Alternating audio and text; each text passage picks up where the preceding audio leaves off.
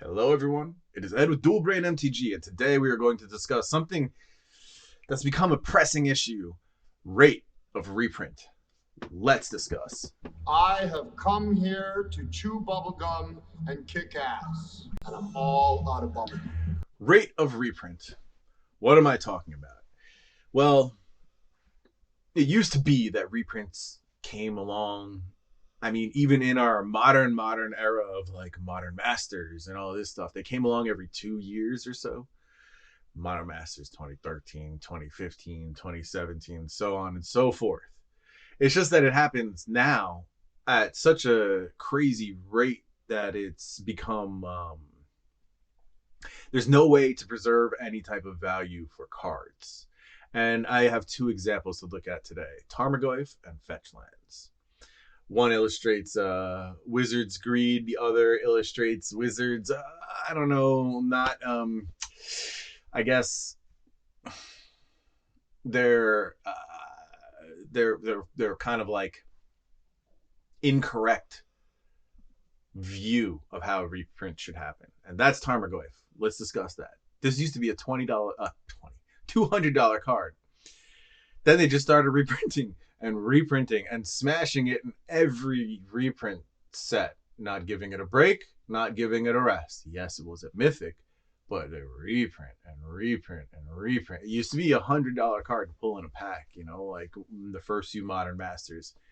Now, after Time Spiral Remastered, it's like a $35 card, something like that. Like they pounded into the ground. That's okay. Now people can play it. They made better cards and different cards that nobody really wants to play it anymore, but that's besides the point, okay?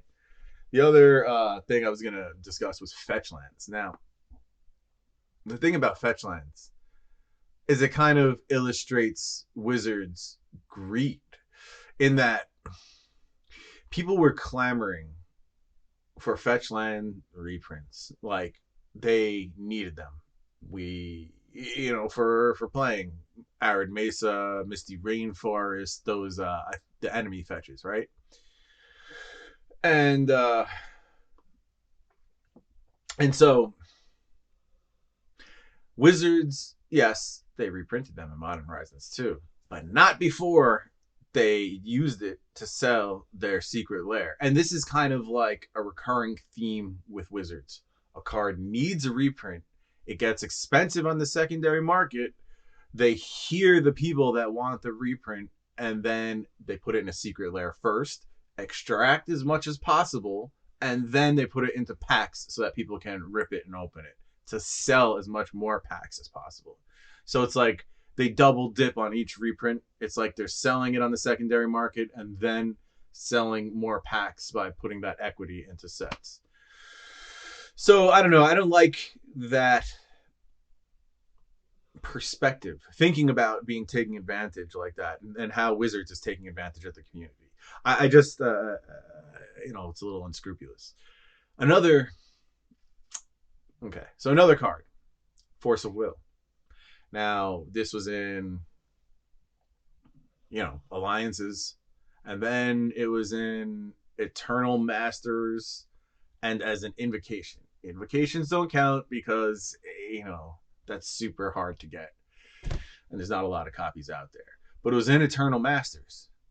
Okay, so how many years later is that? Freaking 20 years, And then it came out in Double Masters. Fine, that's good.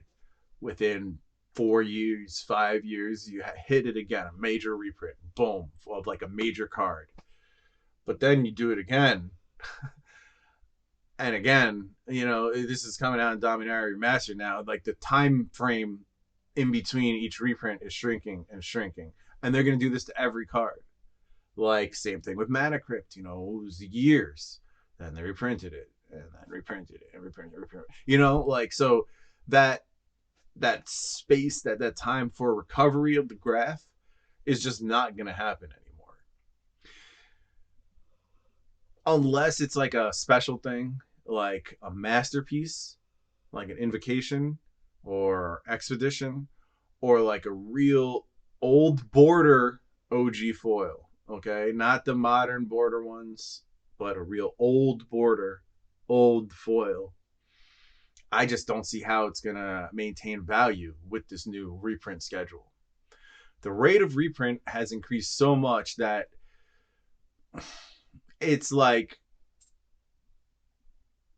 it's a double-edged sword for the players. The collectors, look, we know Wizards don't care about you, right? Whatever. We're not talking about that. Secondary market, F you, Wizards don't care. But the players, right? Double-edged sword here. So you'll get your cards. You'll get them all cheap. Everybody else will have them too. And you'll never, ever build any value in your collection like people used to with building equity over time through cardboard, which is the craziest thing to say, but it's true. When over time, through playing and collecting and cracking a few boosters, you used to be able to build freaking equity in cards. If you don't care about that, fine. But we might as well be playing poker. Might as well just all have, a deck of 52 cards that everybody's got the same copies of the same cards, and it's just a matter of how you draw them and how you play them. I don't know. I thought Magic was different.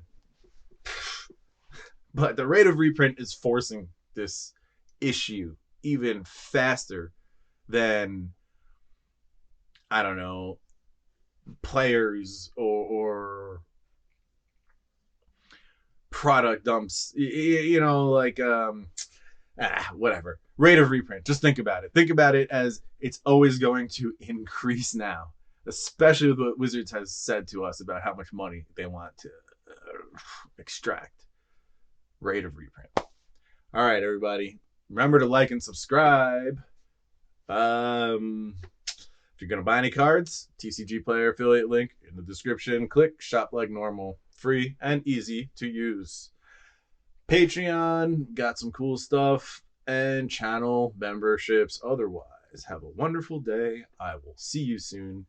Take care, everybody. Peace. That's it, man. Game over, man. Game over. What the fuck are we gonna do now? What are we gonna do? Maybe we could build a fire, sing a couple of songs, huh? Why don't we try that?